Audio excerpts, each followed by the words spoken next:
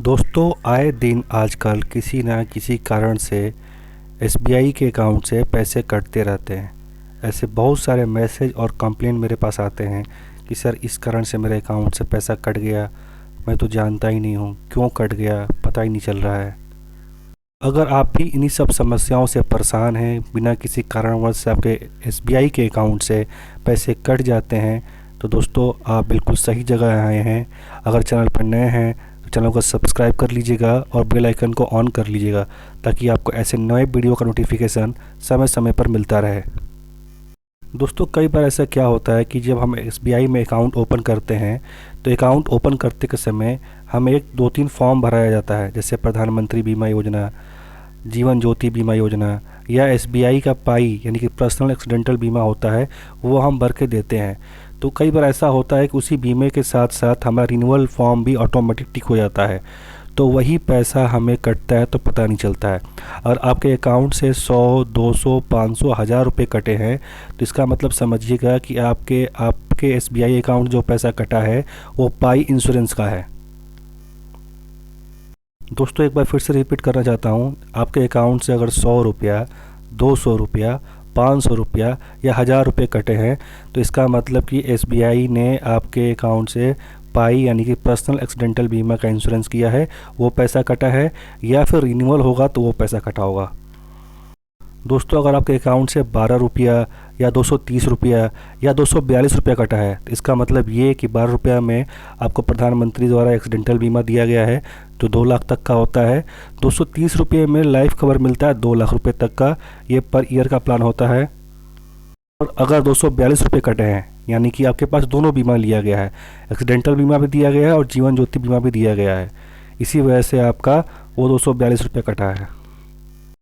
या तो आपने इस फॉर्म पर साइन किया होगा तो कटा होगा, या फिर रिन्यूअल होगा, आपने लास्ट ईयर लिया होगा तो आपने रिन्यूअल पर टिक कर दिया होगा जिसके कारण कि वो पैसा कटा होगा। दोस्तों अब आते हैं छोटे मोटे चार्जेस, यानी कि 15 रुपया, 18 रुपये या 22 रुपये या 36 रुपये, इस तरह के चार्जेस कटते हैं तो इसका मतलब समझिएगा कि तिमाही आपके अकाउंट में एसएमएस अलर्ट का वो पैसा कटा है। दोस्तों कई बार ऐसा होता है कि 147, 196 या 212 रुपये या 256 रुपये अगर पैसे कटे हों, तो ये अगर इस तरह का अमाउंट आपके सेविंग अकाउंट से पैसा कटा है तो इसका मतलब कि आपका वो 1 ईयर का एटीएम जो कार्ड यूज कर रहे हैं उस एटीएम कार्ड का चार्जेज आपने बैंक को पे किया है तो वो पैसा कटा होगा। इसके अलावा कोई छोटा मोटा अमाउंट या 800 या 2000 या 2200 या 2500 रुपये का बीमा पैसा कटा है तो इसका मतलब समझिएगा कि आपके एसबीआई में केसीसी अकाउंट है, किसान क्रेडिट कार्ड अकाउंट खुलता है, तो उस अकाउंट के तहत फसल बीमा होता है तो फसल बीमा के लिए पैसा काटा गया है। अगर किसी भी कारण से आपके एसबीआई के अकाउंट से पैसा कटा है तो एक बार आप स्टेटमेंट चेक करिए या बैंक में जाके पासबुक प्रिंट कराइए। अगर आप योनो यूज करते हैं तो आप ऑनलाइन चेक कर पाएंगे कि आपका पैसा किस कारण से कटा है। जब आपको ये पता चल जाए कि आपका पैसा किस कारण से कटा है तो उसके अकॉर्डिंग आप कंप्लेन करके पैसा रिफ़ंड ले सकते हैं। अलग अलग तरह के किसी कारण से पैसा कटता है और हर कटने के कारण का अलग अलग तरीके से आप क्लेम कर पाएंगे।